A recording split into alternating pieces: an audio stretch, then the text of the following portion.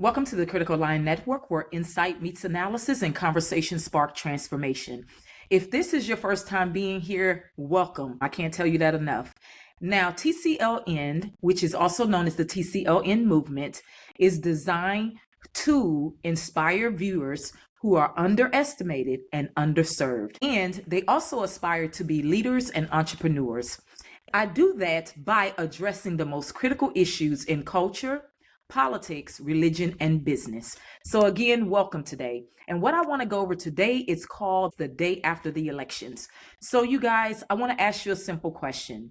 How do you feel? Just stop a moment, be honest with yourself. How do you feel? You either feel elated right now, or you may feel deflated. It just depends on who you voted for, right? And you might be that person who says, it don't bother me at all, right? Right now, I just want to talk to those who are either feeling elated or you are feeling deflated. I also want you to recognize and ask yourself, why do I feel the way that I do? And we're going to address that a little bit later in the episode. But again, I want you to ask yourself two questions right now. How do I feel? And why do I feel the way that I do? Also want you to jot it down. Just wherever you are, just take a pen and paper, put down the date and time and jot it down. Why is that important? Because time is going to pass, feelings are going to pass, emotions are going to pass, and you're going to look back at that moment and you're going to say, where am I today? So it's important that we do that. We learn, we grow, and we remember things, right? And we track things. You want to track your life. You want to track your progress. You want to track your growth. Okay, I was looking through Instagram. Of course, you know that Trump has won 2024 election. He has been voted in as your president. So, of course, I was looking at the different things that people had to say. On his side, everything is positive. And then on the other side, you have people, they're not being negative, but they are emotionally not too well right now. And what I sense about that is that they are actually feeling a loss. You know how it is. Like when I guess you could say, if you've ever been in a competitive sport, you know what it's like to lose. You understand what I'm saying? You know how you feel. Because let's face it, y'all, politics is competitive. It's not just about, oh, I want this, I want that, or who should win, or who this or that. It's very, very competitive. I know all the lingo is about, oh, togetherness, and oh, after we win, everybody let's come together now, and this and this and that. But that's not how everybody feel when the race is being ran and when the votings are going out. People are very competitive. They feel a certain kind of way. There's been a lot of influences over the last year, 2 years, 3 years, a lot of conversations coming at you, mainstream media, social media, everything you can think of.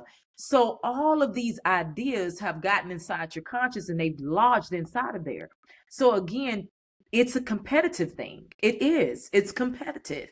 This side says one thing, that side says another thing, and it is very, very competitive. And depending on who wins, it depends on how people are going to feel. So let me read a comment to you.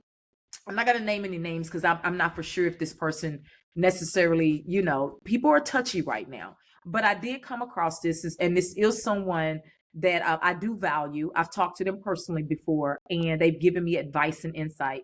But I want you to understand their emotion and their point of view and where they're coming from. And I'm pretty sure some of you can relate to this too.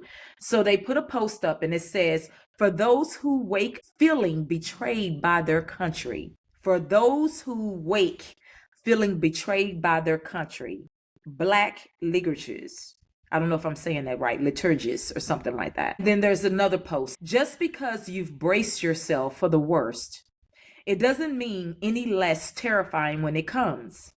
Today is not for shallow platitudes and sentimental pep talks, nor is it the time to demand more work from Black women and those who have given their very bodies to attempt to redirect the ship to shore. Today is for grief, for deep breathing and safe arms. This country is a curse of its own design, but we remain. And I cried for all of the women who stretched their bodies for civilizations, only to find ruins. Sonia Sanchez. It's really probably how some of you feeling right now. I did not tell you that it would be okay because I never believed that it would be okay. What I told you is what your grandparents tried to tell me, that this is your country, that this is your world, that this is your body, and you must find some way to live within all of it. Tanesia, I believe, or Tahesia Coat. Inhale, I'm not foolish for hoping. Exhale, I won't rush from this grief. Black liturgist. I just wanted to share, of course, this is how this person is feeling. They did a series of posts, a carousal, if you can say. And it's not just how that person is feeling, it's how a lot of people is feeling. I wanted to read the quotes. Not necessarily people's comments. I wanted you to see those quotes, right? Because your comments and how you're feeling is going to relate to those quotes, depending again on who you voted for. And I wanted to touch on that because, of course, if you voted for Kamala, that's probably how a lot of people are feeling right now. And I want to read to you what I posted to this person, right? I put, lovely lady, understand this one thing.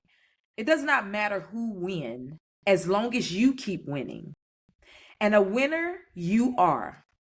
I want people to truly understand when you put too much emotion, feeling, desire into Trump or Kamala, and you feel saddened or elated, no matter what side you are on, you have somehow, for that moment, given your power away. Knowing how long politics have been around, that no one can personally say to themselves that any politician has ever really, truly, personally saved them.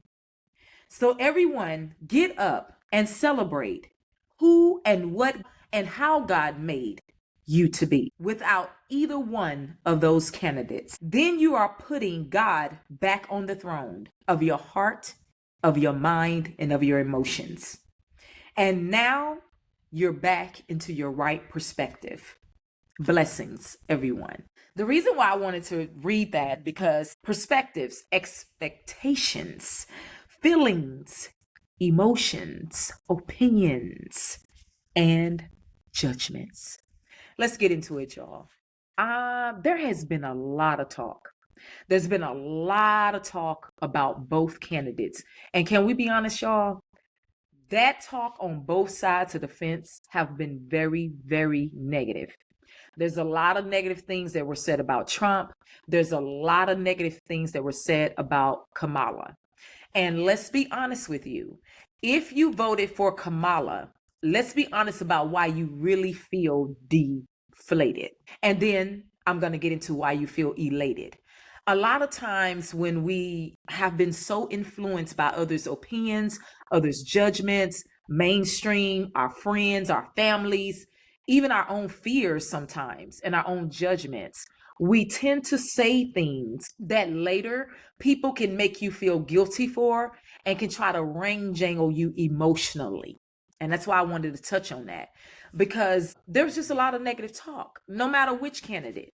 There was so much negative assaults against Kamala, from the way she talked to the way she laughed to how stupid she was, how dumb she was. And then there was so much negative talk towards Trump, to how bad attitude he was, how he pops off at the mouth, and how he has no control, and how he's a narcissist.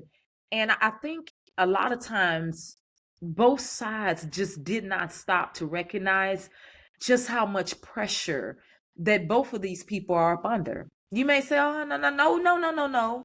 Remember you in an interview for something that you want so much, how nervous you tend to get. Remember you when you're getting up and you're performing before people, how nervous you tend to get. Remember you that when you first got your first business deal, how nervous you was and you didn't want everything to fall apart.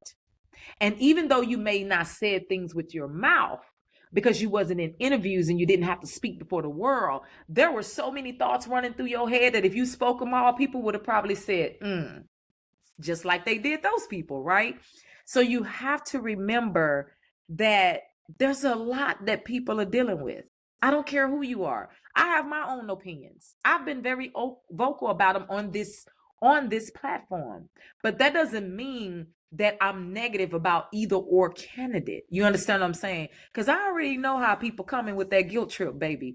People is coming to try to make you feel guilty, to try to make you feel emotional. You understand what I'm saying? No matter who would have won or who would have lost. A lot of pride, if people are not careful, and a lot of what you call it, a lot of I guess you can say, I don't know. I'm trying to find a term for it, but you know how when you wanted something so bad and it didn't happen, and the world is looking and everybody's talking, sometimes they can kind of make you feel a certain kind of way. Like if you ever been on something, an audition or a job interview or this and this and that, and you didn't get what you wanted, and you were so excited about it, and you had so much talk, and then you have to walk away. You know how that goes. You have to deal with the emotion. But I want to remind you today that what you are feeling, if you really believe that all of that is you, you're totally wrong. I'm sorry, guys, you're wrong. You have been so infiltrated by a lot of messages, a lot of opinions, a lot of thoughts. It's not just you and what you want and you desire, but just everybody else's conversations. Do you understand that? So all of that is going to well up in you. The reason why I say elated or deflated is because I want to remind you that if you were on the side of Trump, when you get so emotionally elated, you have to remind yourself of the ritual of the United States of America. This is the ritual. Everybody votes someone in, and then everybody goes through this tangent about, maybe I would say almost a year, or at least within a year, how they hate the president so much. These people they don't stand up to what they say, and blah, blah, blah, blah, blah. And then everybody stones these leaders and these presidents, right? So that's the elated part.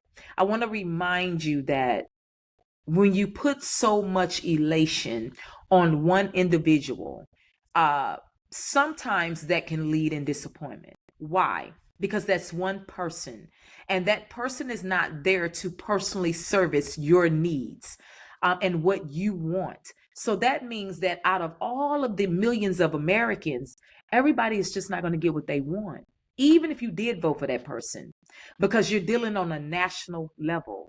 And another thing I want to remind you, especially on your local level, is that you are dealing with your local governments, depending on what states you're in. You're dealing with people who are in positions that are not going to always do what you want them to do. But at the same time, you're also dealing with people who work. See, you could have a local politician or a local person or a local state representative. They could do the right thing. But that doesn't mean that somebody who's working in these corporations, somebody who's working in these organizations are going to be fair, are going to always do the right thing. So you're still going to have to deal with problems. You're still going to have to deal with problems. So I just want to remind you that on a personal level, we got a long road ahead of us, no matter who you voted for. And now I want to get on the side of those who feel a little deflated. I read those quotes because I want you to understand, you personally, whether you're elated or deflated, but you personally are the king and queen of you and of your household. And no matter who goes into office, your emotions, your feelings, your judgments or whatever cannot be solely dependent upon who got into the office and who did not. Life goes on, your business goes on. If you're staying in the underserved, undervalued, underestimated communities, you still have to wake up. Superman ain't coming overnight. Superwoman ain't coming overnight. And you still have to get up and dream, and you still have to get up and hope, and you still got to get up and pursue, and you still got to get up and figure it out. Nobody's coming to save you and knock on that door. So I want to remind you that no matter how much you feel, no matter what you are feeling, that this is a beautiful day.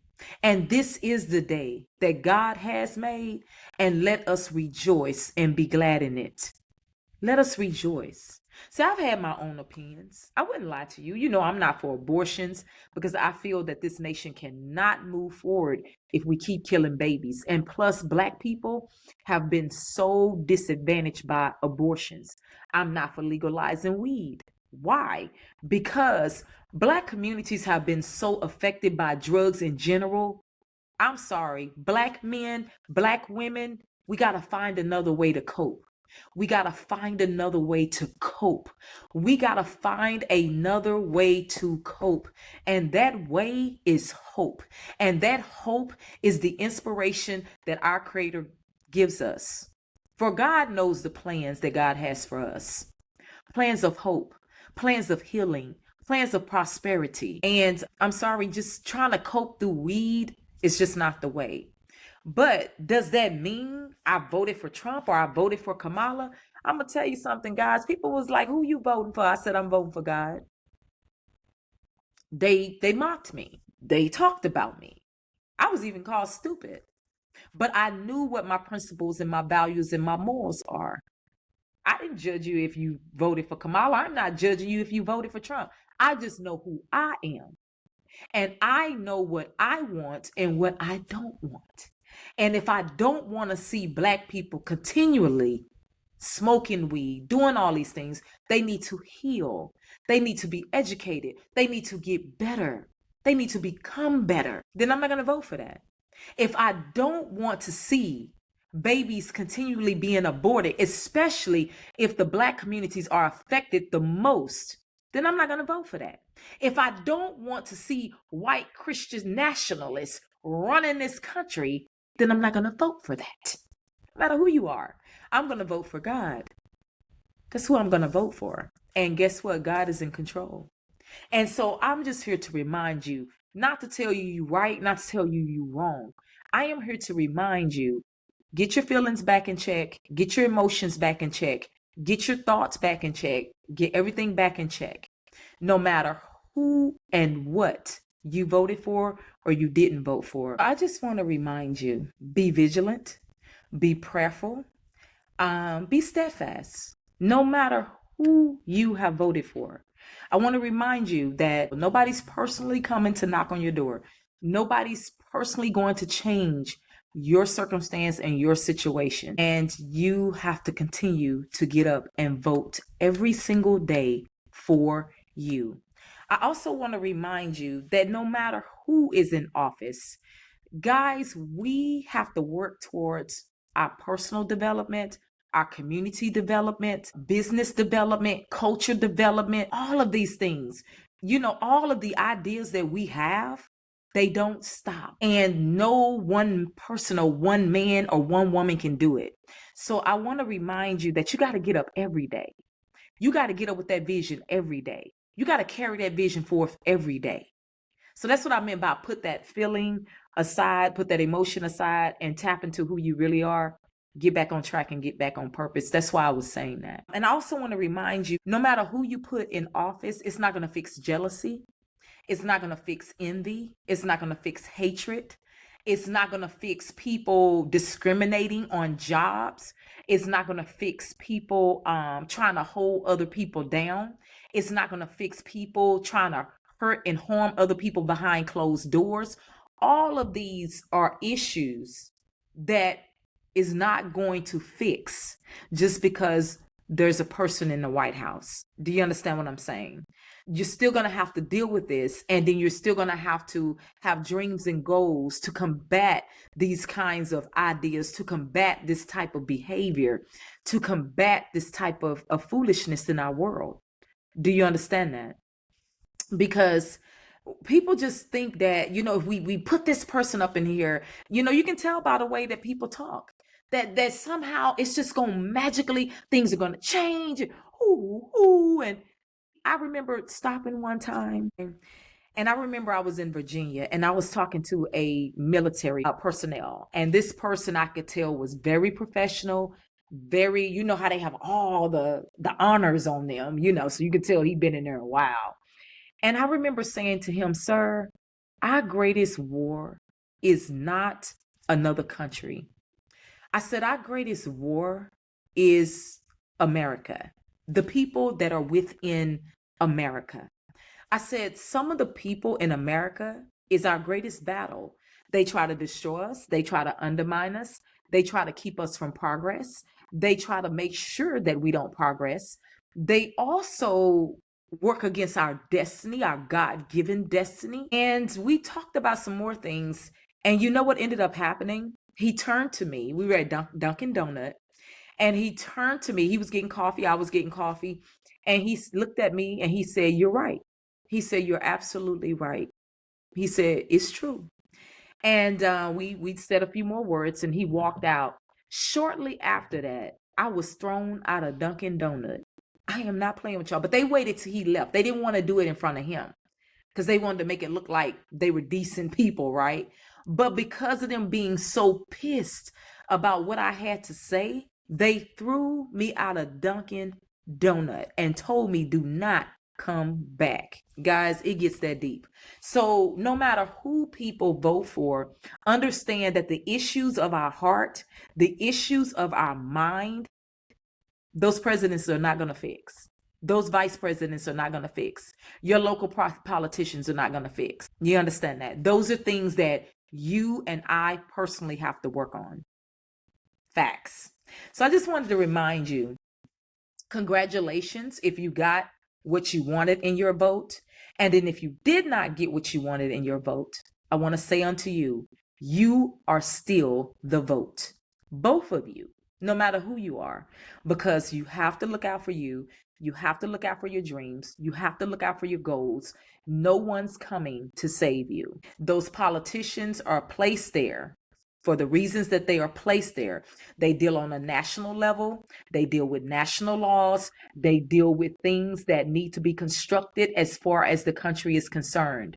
But you personally, my dear, are the kings and queens of your palace. I don't care from the ghettos to the inner cities. I don't care. From the top of the suburbs, you are your vote. And I want to leave you with that. If you didn't get to see my video from last week, I would advise you to go see it, please. That video is known as Before You Hit the Voting Polls. Now, I know that you've already voted, so you probably say, "Oh, it's past that." No, it has very good information in it. It's very inspirational and it's more educational because I want you to learn how to continually be prepared, not just for your national level, but for your local levels, okay? And also, I want you to stay inspired and I want you to connect with my channel at the Critical Line Network channel, known as the TCLN movement. Please subscribe. Don't forget to share this video. Don't forget to like. And also, please, if you can and if you are willing, try to donate. Donate at PayPal me /ABIKE Washington. Again, I can use any type of financial assistance to continue this channel and to continue to serve you all. Connect with me on socials. All of that is in the description below in this video. And stay blessed, guys. Stay up. And remind yourself, not just that God is still running the show, but you are the kings and queens in whom God has made. And so pick yourself up. You must remember, no one is coming to save you. You must continue to save yourselves. Blessings.